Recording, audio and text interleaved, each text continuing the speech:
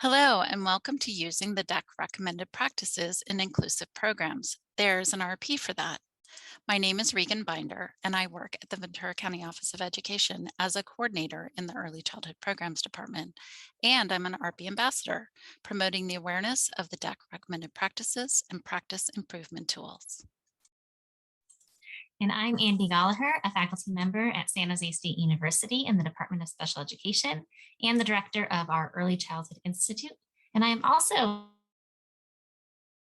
RP stands for, it stands for Recommended Practices. It's just a cute play on words. So in today's session, we have a few goals for you. The first is that we want everyone to become more familiar with the DEC Recommended Practices, to learn about resources to support the use of the RPs, to become familiar with the decision process behind how the selection tool derives recommendations, and identify possible uses for the selection tool to get to the resources to support the use of the RPs. We always like to align our work with the recommended practices, and we found two relevant recommended practices for this presentation. The first is that practitioners representing multiple disciplines and families work together as a team to plan and implement supports and services to meet the unique needs of each child and family. And the second is that practitioners and families work together as a team to systematically and regularly exchange expertise, knowledge, and information to build team capacity and jointly solve problems, plan, and implement interventions. And we know that this sort of collaboration is essential whenever you are working in an inclusive program. Well, whenever you're working in any program, but in inclusive programs, we want to consider the families and also any other care providers or general education teachers who might also want to be part of the process of choosing the practices that will be the most meaningful for the child.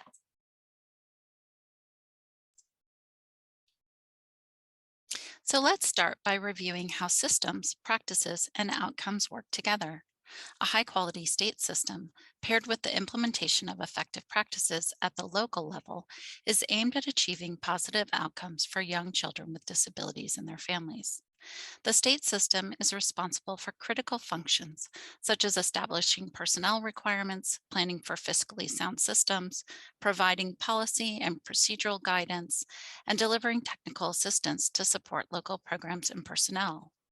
All states are required under IDEA to develop a state performance plan and annual performance report to evaluate their efforts in implementing the requirements of IDEA. In turn, local programs are responsible for the implementation of high-quality individualized services as required under IDEA and to achieve positive outcomes for young children with disabilities and their families. The DEC Recommended Practices, also known as RPs, are practices that promote positive outcomes for young children who have or are at risk for developmental delays. The RPs identify practices that are known to promote positive outcomes for young children. They're designed to provide guidance to parents and professionals who work in early care and education settings as general education teachers, special education teachers, interventionist specialists, and family members. They support the most effective ways to improve learning and outcomes, as well as promote the development of children birth to 5 years of age. Even though the 2014 revisions of DEC Recommended Practices, or RPs, are available for downloading on the DEC and ACTA Center websites, many practitioners across our country report that they lack a working knowledge or understanding of the RPs and their purposes. Let's take a look at the brief history of the recommended practice development. The RPs were first developed by DEC in 1991 to provide guidance in the relatively new field of early intervention and early childhood special education. The original set of practices consisted of 417 different behaviors. But in the late 1990s and early 2000s, DEC revisited the initial set and included 204 different behaviors, establishing the evidence base through an extensive review of the literature. In 2014, DEC, in collaboration with the Early Childhood Technical Assistance Center, revised and updated the practices again, honoring the number of honing the number of practices down to 66. The purpose of the RPs are to provide guidance to practitioners and families, to bridge the gap between research and practice, and to support access and participation for all children in natural environments.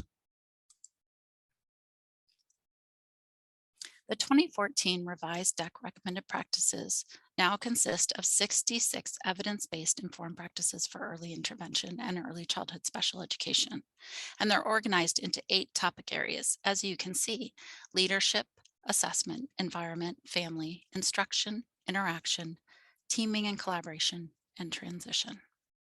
Sometimes people have questions about who the DEC recommended practices are for. Are they just for the practitioners, the special educators, and highlighting specialized techniques that only they can use? And the answer to that is absolutely not. When we look at the recommended practices, we can see them being used at all levels of instruction and intervention in early childhood and early intervention. So here we have the successful pyramid with our nurturing and responsive relationships and high quality supportive environments on the bottom of our pyramid, moving up to intensive interventions on the top. And we would expect to see people using the recommended practices throughout all of those levels. And when we're looking at our interdisciplinary team, the practices are developed for special education teachers, but also for the general education teacher, family members, and any teaching assistants, paras, or support staff that might be in a program. So knowing that there are all these recommended practices for working with children with or at risk for developing a disability, what are the tools for supporting their use in your practice? The Office of Special Education Programs charged the ECTA Center, Early Childhood Technical Assistance Center, with developing products to support the use of the recommended practices. They created checklists and practice guides to help operationalize the practices for practitioners in their daily work with children and families. The work began with an analysis of the preamble and the practices within each of the 8 topic areas. This led to the identification of subsets of practice indicators. The subsets of practice indicators were then used to create checklists. For example, the leadership topic area has been divided into subsets: collaboration and leadership, motivation and guidance, and vision and direction. Each checklist contains the key characteristics of the practice or practices that it is addressing. The checklists provide a way for practitioners to self-evaluate how much they are using each key characteristics of the practice. The checklist can also be used to help a parent self-assess their use of the key characteristics. Let's look at what one of these checklists look like. Each checklist is formatted the same way. They are purposefully limited to 1 page for usability and acceptance by practitioners and family members as quick and easy. These checklists were all field tested with both practitioners from Part C or early intervention programs and Part B 619 preschool special education programs in order to assess their usability. And feedback from those field tests were used to make revisions to all of the performance checklists. Again, all of the checklists include the same components. At the beginning of or at the top of the page, there's an introduction and explanation for the performance checklist area. It also describes the purpose of the checklist and who might benefit from its use.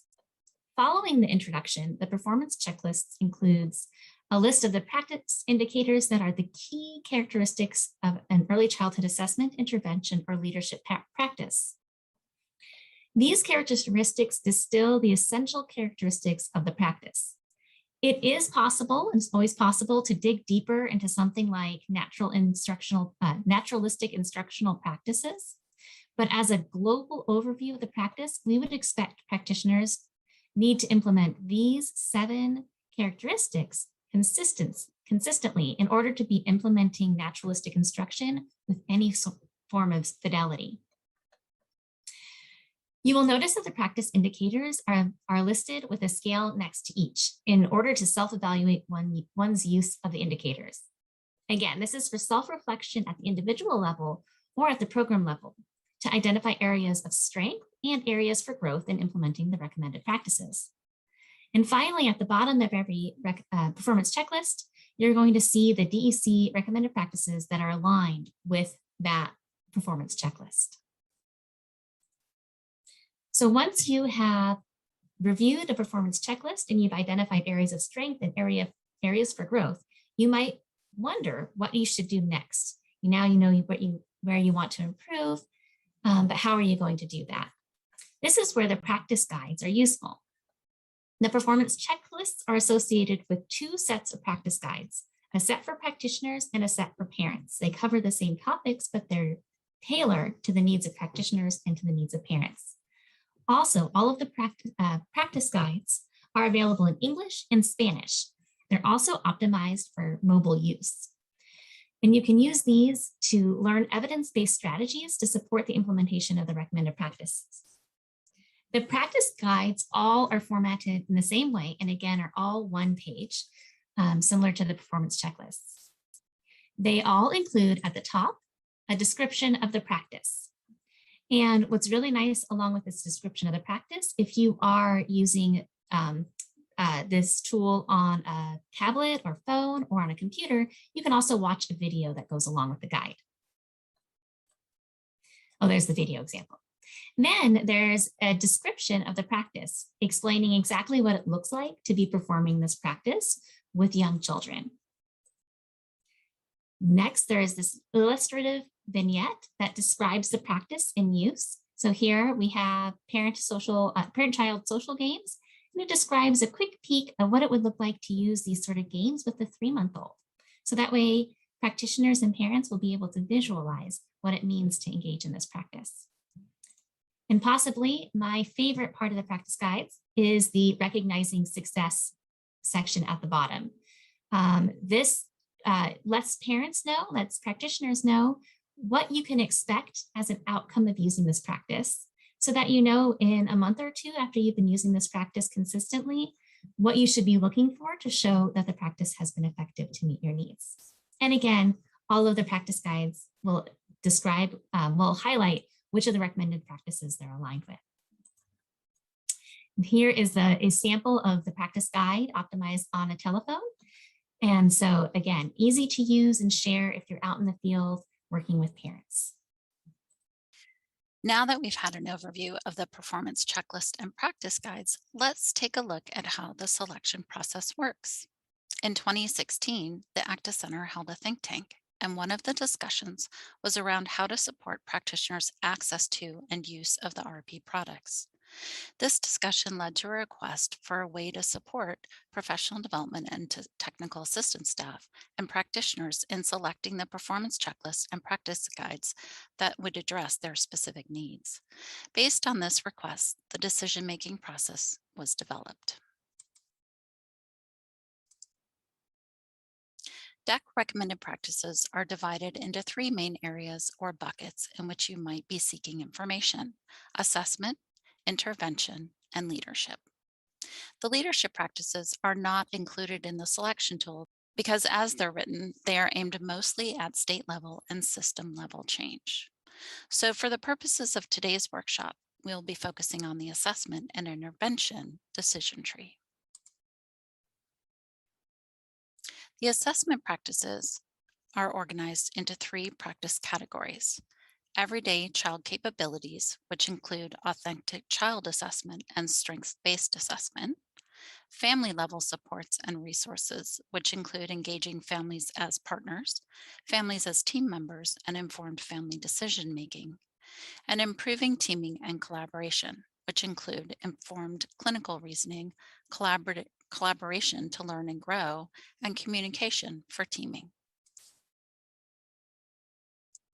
And the intervention practices are grouped into 6 practice areas, and they include child outcomes, child learning activities, instructional practices, environmental supports, family level practices, and facilitating transitions.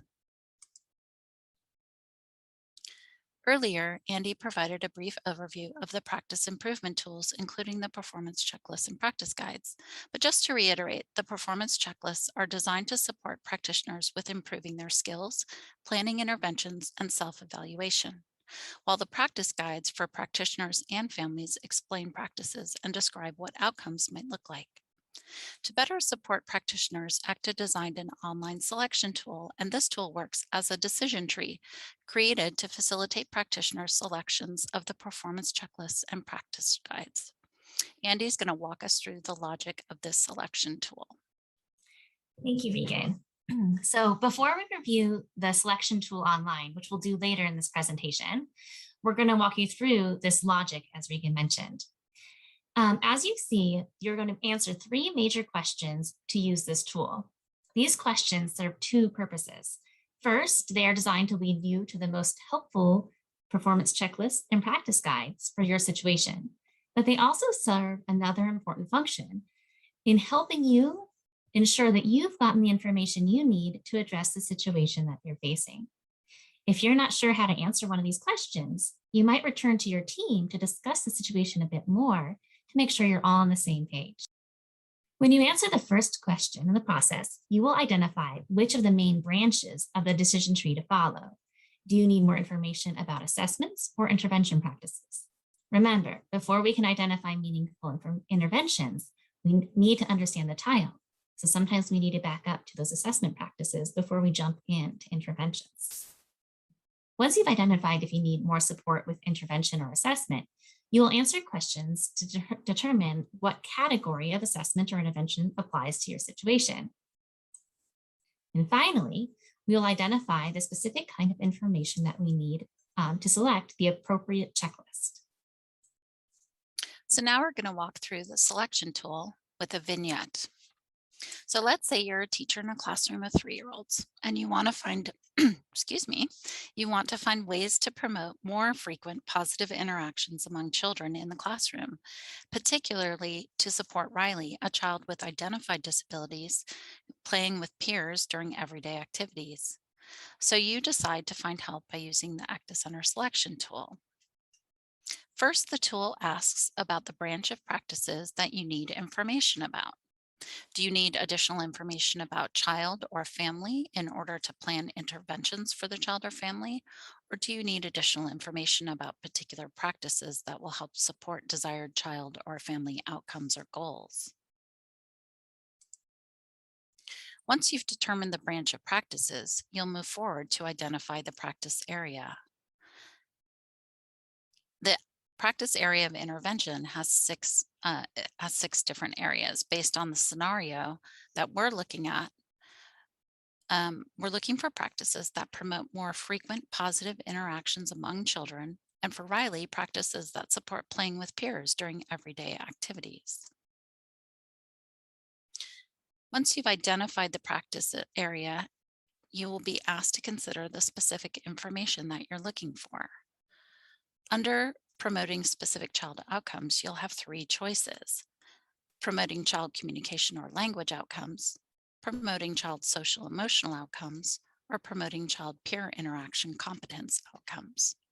Again, going back to our scenario, we're looking for practices that promote frequent positive interactions among children, and specifically for Riley, practices that support playing with peers during everyday activities. The decision tree has selected child-child interaction performance checklists for your consideration. Remember, the performance checklists are designed to support practitioners with improving their skills, planning their interventions, and self-evaluating their implementation.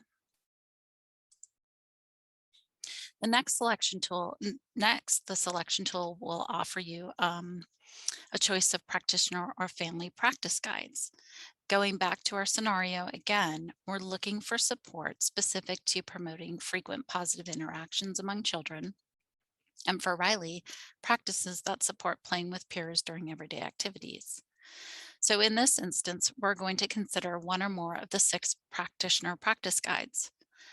The practice guides explain the practices and describe what outcomes might look like. And in this instance, the tool recommends peer social interactions and classroom learning activities as possibilities. So now that you have your performance checklists and practice guides, you're ready to construct your plan of action. So Regan just walked you through the use of the selection tool, showing the internal logic and how all of these components work together. Now we're going to use another case study to illustrate how to use the selection tool on the ECTA website. You can find this link to this website in your handout packet, or you can type ectacenter.org/DECRP into the toolbar and you'll get to the recommended practices page on the ECTA website. You can also find the full case study in your handout, but to highlight some points. What the case study describes is Miss Claudia, who's an early childhood special education teacher, has identified that she wants to find ways to connect more with parents of the children in her program. Charlie is a 3-year-old boy on the autism spectrum who has just started in her program. Charlie's moms, Amanda and Rose, reach out to Miss Claudia because they're concerned that they're not doing enough to support his development at home. Miss Claudia does a home visit and identifies 3 priorities that his moms have: finding ways to socially engage Charlie, helping Charlie play with more toys, and helping Charlie communicate his wants and needs. So now we are going to go to the selection tool on the ECTA website. I'm going to escape out of my slides. And here we see what the website looks like.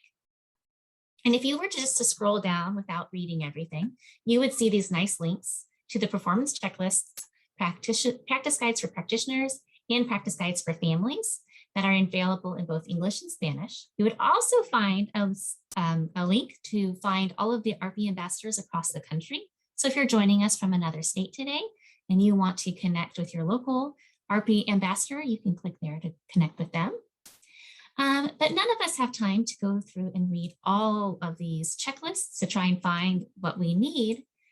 And as we mentioned before, that is what led to the development of this selection tool. So when you come to the selection tool, the first thing you're asked to do is to write down what it is you're looking for. And this is just a helpful step to make you kind of slow down and articulate what it is that you and the team are looking for.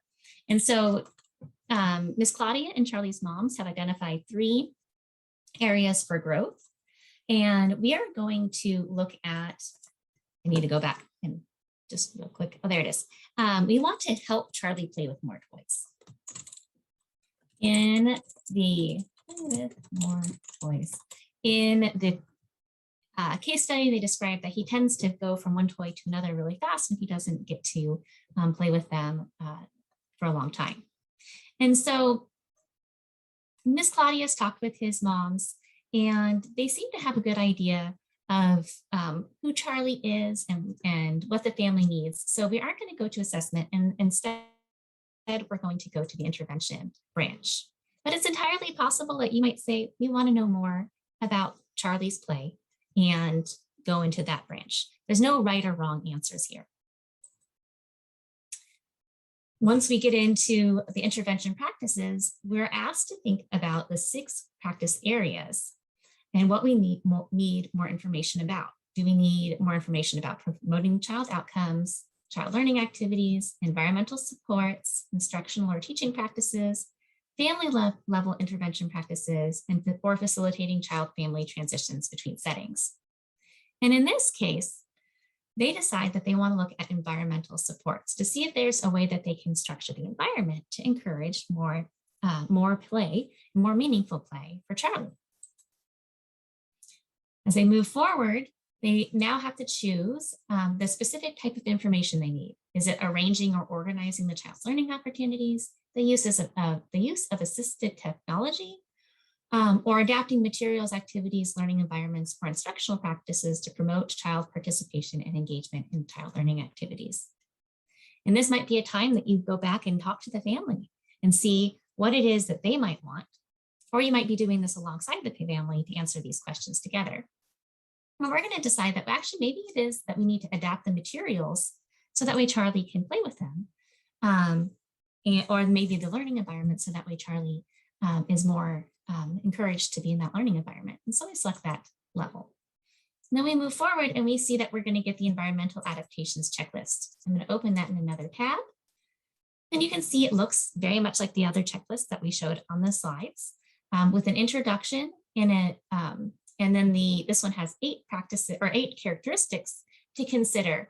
And many of them start with this first important step of, are you observing the child's attempts to engage in everyday activities? So we usually start with observation. And then it moves down into more specific strategies that you might be using. And you decide whether you use that sometimes through most of the time.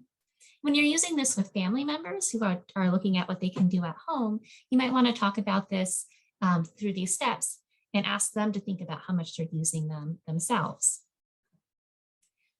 So once you've identified some areas that maybe would be meaningful for Charlie and his family, you move forward and you consider whether you want the family practice guides or the practitioner practice guides. And because Miss Claudia is helping Charlie's moms, she chooses the family practice guides. We move forward and we see that there's 3 suggested practice guides: everyday learning at home, supporting your child's learning, and gestures and signs for communicating. And you can certainly start with all 3, or you might choose just to start with one, depending on what the family is interested in doing. So we're going to start with everyday learning at home. We can come in here and watch the video, read through what environmental adaptations and modifications might look like, take a quick peek, and then discuss how we'll know that this practice is working. And this is particularly helpful when working with families to say, are these the outcomes that we're looking for? Because if these aren't the outcomes we're looking for, we might want to go back and make some different decisions along that decision tree. Meanwhile, Miss Claudia might think, I want to use these same practices in my classroom, and go back and look at those practitioner practice guides to consider how she's going to use these practices in her classroom. So now it's your turn.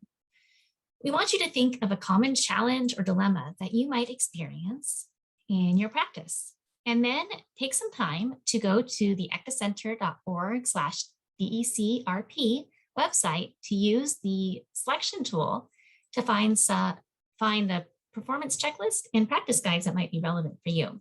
Meanwhile, Regan and I are going to be in the chat during the live session during the conference and can answer any questions you might have about the tools and how you might use them in your practice. So again, we'll be here if you have any questions. And if you want to find out more, you can go to this website, ecacenter.org/DECRP.